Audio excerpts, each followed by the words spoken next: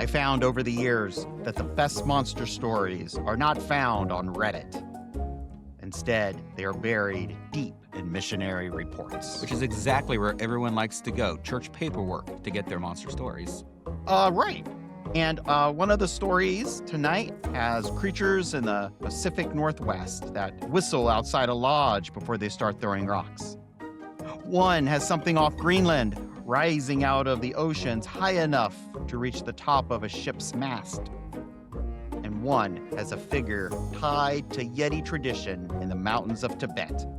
Except this one doesn't attack anybody and he doesn't hang out with shiny-nosed reindeer. Instead, he heals the sick.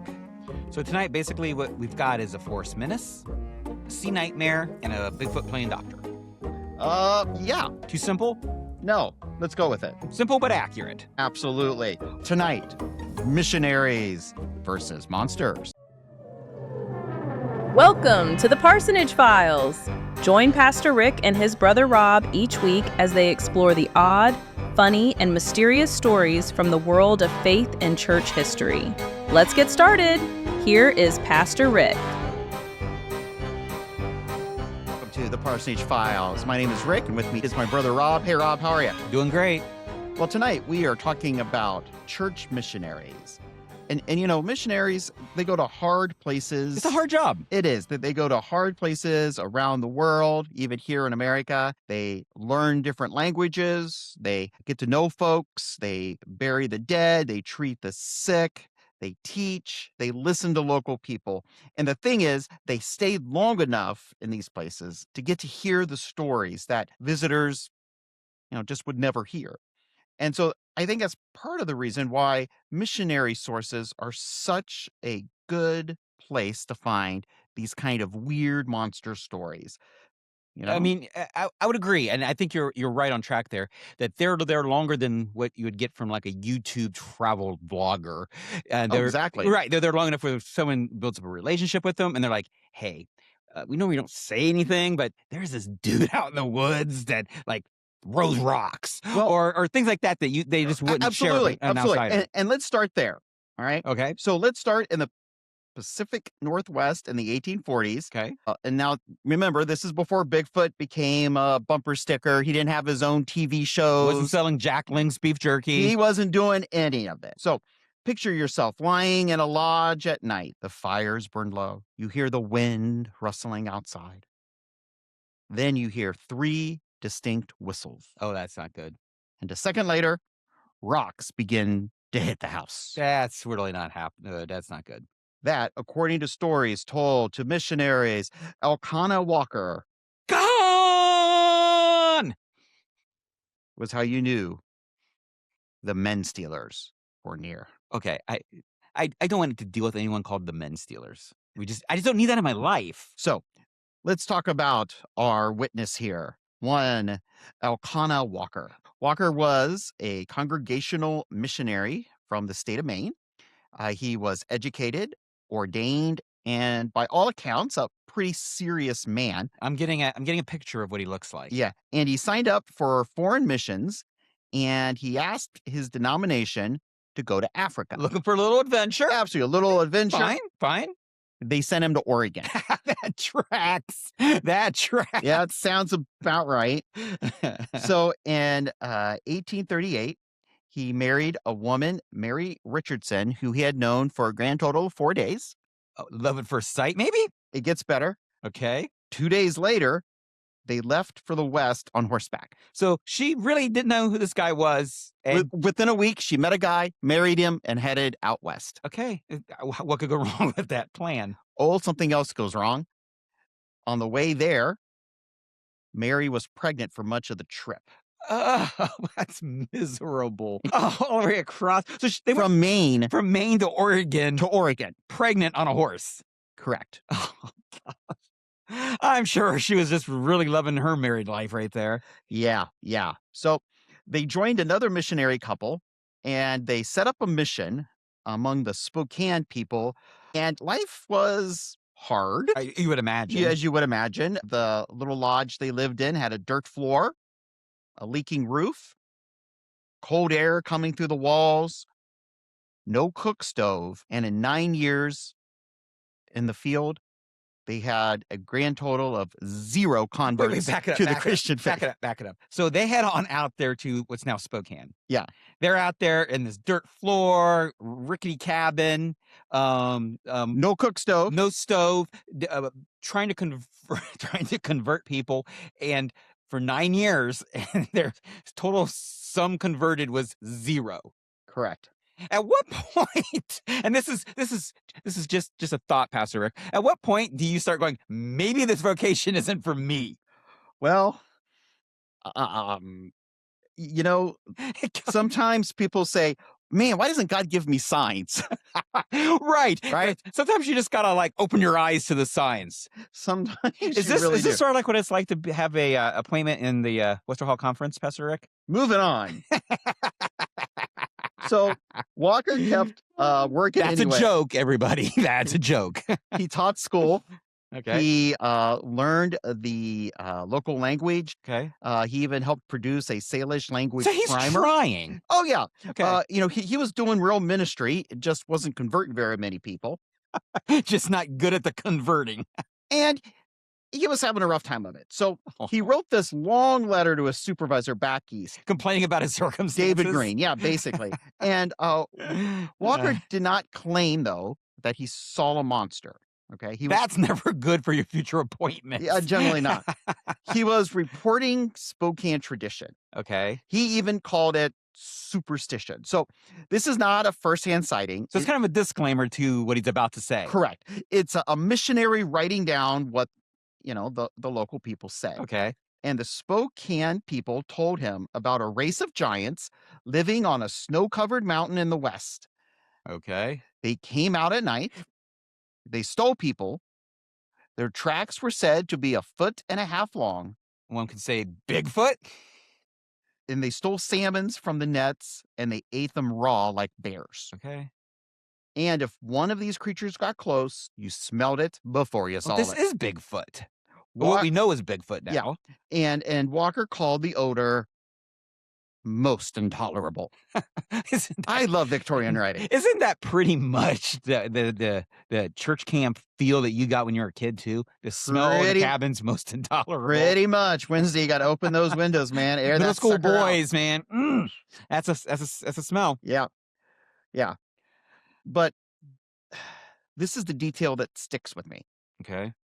Walker writes, these beings would come near a lodge, give 3 whistles, and then start throwing stones at the house. 3 whistles? And it was always stones? 3 whistles, then rocks. They sound... There's 2 things that come to mind. One is, well, that's rude. But the second part is, if this is true, that requires some intelligence. Right, because it's pretty organized. It is organized. And I don't really want some animal out there being that organized. And that's what really makes it creepy. Yeah, it does. And if you know later Bigfoot reports, the overlap is obvious. You got the giant tracks. Bad smell. Bad smell, night movement, rock throwing. This is more than a century before Bigfoot became a logo on beef jerky. Which is what, like 1950s, 1960s? Yeah. Late 50s, really. When it took off? Yeah. Walker also mentions Mount St. Helens as a place people avoided because strange beings were believed to live there. And much later, that same region got tied to Ape Canyon and more stories of rock-throwing creatures. So, I'm not drawing a straight line there between the two, but the resemblance is there. Right. Large, hairy, slightly odoriferous. You just wanted to say odoriferous. Yeah, it's a fun word. Yeah. Well, Walker was trying to explain this frontier mystery to people back east. And instead, he really accidentally preserved one of the earliest written Bigfoot-type traditions in the Northwest. So basically, it was like giant whistling men stealers belonged between the notes about how they planted the crops and the prayer requests that they asked. Apparently it did. Yeah. Okay. And, Walker, he did not go looking for Bigfoot. He just basically mailed stories about him back east. But Bigfoot found him. Bigfoot found him. So that's our first story. It isn't... so he didn't actually see Bigfoot. He did not actually see Bigfoot. But our next missionary has an actual experience with a sea serpent. All right, before we start discussing the monster, why was he in a boat? Well, I think it's a fair question.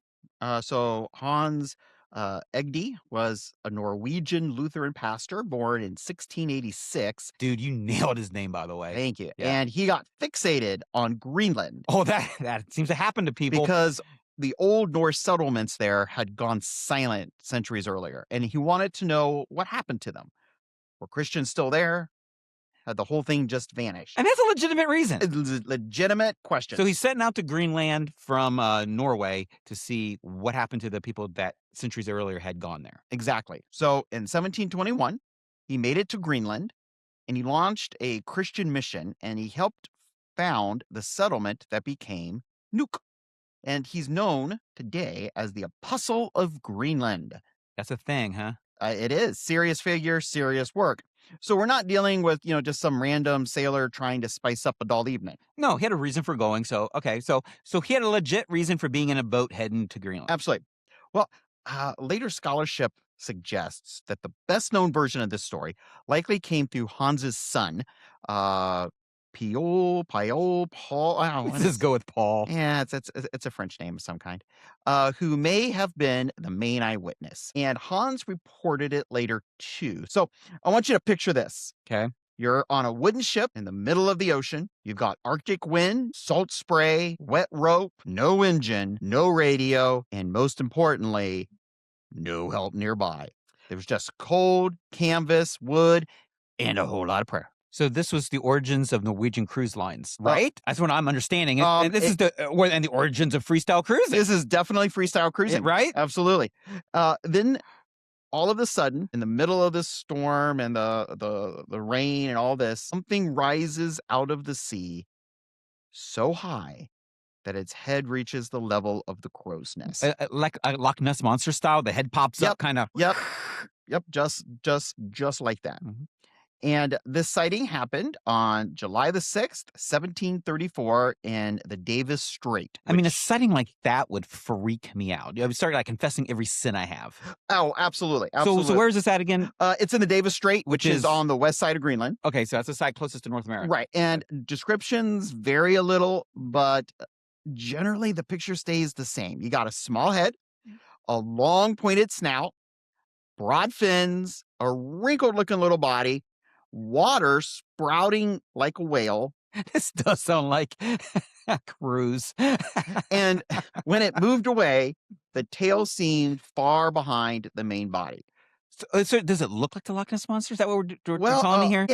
Yeah, basically. But one early account basically called it the most dreadful monster ever seen. So that was pretty much just old-timey for this was bad, very, very bad. Yeah, basic. I love Victorian stuff. Right. I got to tell you, I have always wanted to, I've always wanted to walk into a room, clear a table with my hand and throw a map down. I always thought that was going to happen at least once in my life. Absolutely. And I've always wanted to end a conversation with, "Good day, sir. Good day, sir. Good day." All right, so what was it? Well, in 2005, a researcher named Charles Paxton and several others suggested that it was likely just an unfamiliar whale of some kind. And in 2021, marine biologist Robert France argued that it may have been a basking shark that had become tangled in some fishing gear, which I gotta admit does not make me feel a whole lot better. No, I'd rather be a monster than some poor marine life that's been I know. I would much rather it feel be bad. a monster. But even if the creature had a normal biological explanation, the report had kind of an odd life. Okay. So this story, it got copied, illustrated, and debated for decades. One of those things that kind of gets folded into urban legend. Absolutely. And so you basically have one weird afternoon and then 300 years of people going, maybe that happened, maybe it didn't. And some have suggested that it might even have been the inspiration for later sea monster and especially sea serpent tales. So that's the second story of missionaries versus monsters. So they really didn't intend on setting out to make folklore. It's just been handed down and got passed around. Oh, absolutely. Absolutely. I think they genuinely saw something. Now, if it rose out of the sea to the height of their ship's mast. I have no idea, but I think they were probably pretty genuine in their reporting, and clearly they saw something. Perhaps. Let's go to what is perhaps the weirdest of these missionary reports.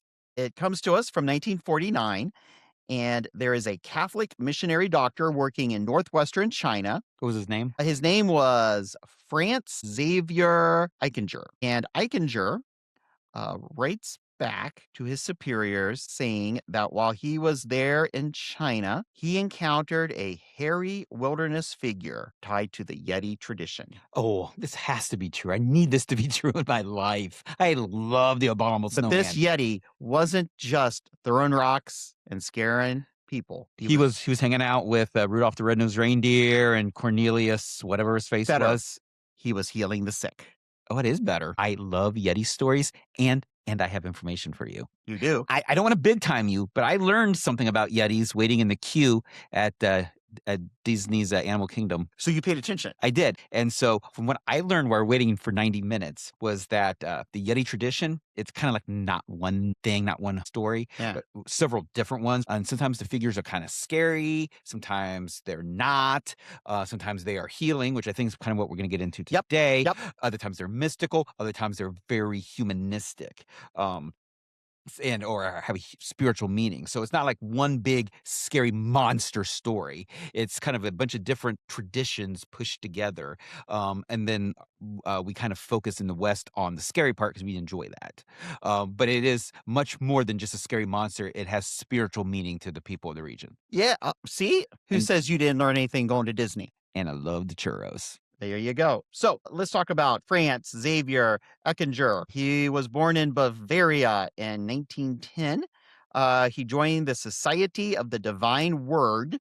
That sounds like it should be one of those in a Dan Brown novel. Yeah. Became both a priest and a physician, and by 1940 he was on the edge of the Tibetan Plateau in China.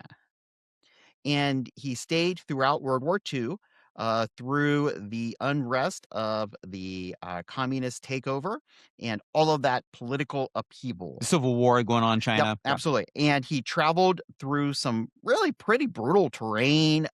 There was some thin air up where he was, and some really bitter cold, but he loved treating the people in these places who really had almost no medical care outside of what he could provide. So according to a 2020 article in the journal Anthropos by Father Joachim Pepke, who studied Eickinger's field notes, Eickinger recorded an encounter from 1949 during one of his medical journeys among the Tibetan nomads. So what he said is he saw a creature that he linked to the Yeti tradition called the Naked Lama. Shut up. Which seems like something you would see on To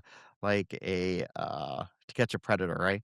It sounds less like a beast and more like a mountain hermit with with a lot of body hair. So what did he exactly see? So picture this, a hairy figure living alone at high altitude. This is a hermit. Apparently unharmed by bitter cold. He had deep spiritual knowledge, a natural gift for healing. So at first, apparently the figure was very weary of Eickinger, which would make sense. Right. Strange man arriving in the wilderness, usually... Stranger danger. Yeah, well, he's probably experienced that a stranger arriving in the wilderness usually does not improve his day. Right. But according to the account, once it was clear that Eickinger and his group were there to care for the sick, this creature, man, Yeti, whatever he is, the mood changed. There was no attack. He didn't chase them. Dude, this is just like the story that I heard at Disney, where the Yeti is the guardian of the mountain, right? It's there to help protect the people, and which he was defensive of these strangers. But once he realized the strangers were there to help, he's like, "Come on in, more the merrier. Let's help everybody." Absolutely, Okay. absolutely. And Eickinger didn't get any grand proof for the newspapers Of course not. because that really wasn't what he was there for. He was a doctor. He was there to treat people. And after, But this guy is as real as you and me. according to Eickinger, it was a real flesh and blood. Another healer in the mountains. Yes. Not really the Yeti story I was expecting. Yeah. Yeah. Pepke, in his article, does not say that this proves a literal ape man. He never said this is the abominable snowman. Right. So Eickinger himself seems to have leaned toward a more human explanation Okay. of this person entity. He suggested congenital hypertrichosis, a rare condition involving extreme hair growth. He also connected it to reports that children born with unusual traits could be treated as spirit possessed and cast out. So he could have been a hermit.